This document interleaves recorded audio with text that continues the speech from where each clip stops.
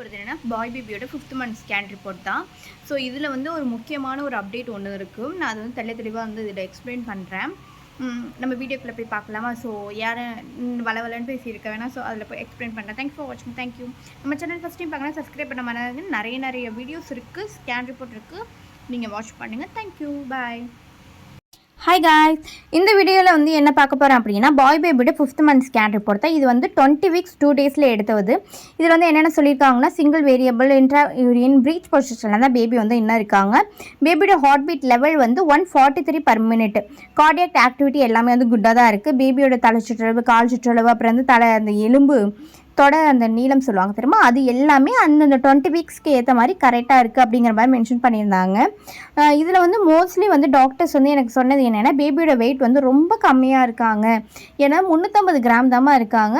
ஏன்னா நீங்கள் நல்லா சாப்பிடணும், நல்லா தண்ணி குடிக்கணும் அப்படிங்கிற மாதிரி மென்ஷன் பண்ணியிருக்காங்க.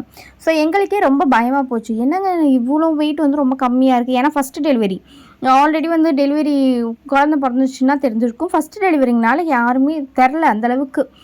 எங்கள் பேரண்ட்ஸ் கிட்டே கேட்டோம், அது மாதிரி நான் எங்கள் காலத்துலலாம் அந்தளவு ஸ்கேன்லாம் இல்லை, நீங்கள் தான் இப்போ அவ்வளோ எடுக்கிறீங்க அப்படிங்கிற மாதிரி சொல்லியிருந்தாங்க. அதனால் என்னை பொறுத்தவரைமே ரொம்ப பயமாயிட்டு. அதுக்கப்புறம் பார்த்தா அது மாதிரி டாக்டர் சொன்னாங்க ஒன்றும் நார்மல் தாம்மா, ஆனால் வந்து எல்லாமே நார்மல், பேபியோட வெயிட் மட்டும் ரொம்ப கம்மியாக இருக்காங்க, ஒரு பவுடர்ஸ் மட்டும் எழுதி தரேன் அப்படின்னாங்க. ஸோ அதுக்கப்புறம் அந்த பவுடர்ஸ் குடிச்சிட்டு 7th மந்த் ஸ்கேன் இப்போ பார்த்தீங்கன்னா பேபி நல்லா வந்து வெயிட் வந்து ஏறிட்டாங்க. ரொம்ப ஹாப்பியாகவே இருந்துச்சு. ஸோ நார்மலாக இதுக்கு பயப்படாதீங்க. ஸோ அதுதான் சொல்கிறதுக்காக. ஸோ இதில் பார்த்தீங்க அப்படின்னா பேபியோட வெயிட் வந்து 352 ± 51 கிராம் தான் இருந்தாங்க. இதில் வந்து எனக்கு ப்ளசண்ட்டாக வந்து ஃபண்ட் ஆன்டீரியர் தான், கிரேட் 1 மெச்சூரிட்டியில் இருந்தாங்க. Internal OS closed, measurement 38 mm இருந்தாங்க. இதில் பார்த்தீங்கன்னா 20 வீக்ஸ் 3 டேஸ்க்கு ஏற்ற மாதிரி பிபிடி, ஐசிசி, ஏசிஎஃப்எல் எல்லாமே இருந்துச்சு. வாட்டர் லெவல் வந்து 20 இருந்தாங்க. நார்மல் வாட்டர் லெவல் 6லேருந்து 25 வரையில் இருந்தால் நார்மல். ஸோ எனக்கெல்லாம் வந்து லாஸ்ட்டு 7th மந்த்தில் பார்த்தீங்கன்னா வந்து 8th மந்த்தில் பார்த்தீங்கன்னா வாட்டரில் ரொம்ப கம்மியாயிடுச்சு. உடம்பெல்லாம் ரொம்ப வயிறு விரியதுனால உடம்பெல்லாம் அரிக்க ஆரம்பிச்சிருச்சு. அதில் தைலத்தை தேய்ச்சனால அந்த வாட்டர் லெவல்லாம் சுத்தமாக போயிடுச்சு. ஸோ அதனால் டாக்டர் சொன்னாங்க தைலத்தெல்லாம் தேய்க்காதீங்க, கொஞ்சம் கொஞ்சமாக லைட்டாக வந்து தடவி கொடுங்க அப்படின்னாங்க.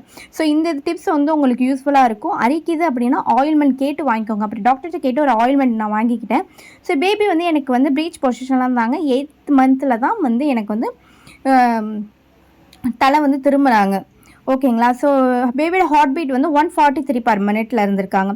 ஸோ இதுதான் முக்கியமான டீட்டெயில்ஸ். வந்து உங்களுக்கு வந்து இந்த வயிறு விரியதுனால வந்து அரிப்பு எடுக்குது அப்படின்னா டாக்டர்ஸ் கேட்டு ஆயில்மெண்ட் வாங்கிக்கோங்க. தைலம் கண்டிப்பாக தேய்க்காதுங்க. எனக்கு வயிறை தேய்ச்சிட்டு அந்த காலு கையிலலாம் வச்சது அரிப்பு உடம்பு முழுக்க பரவிடுச்சு.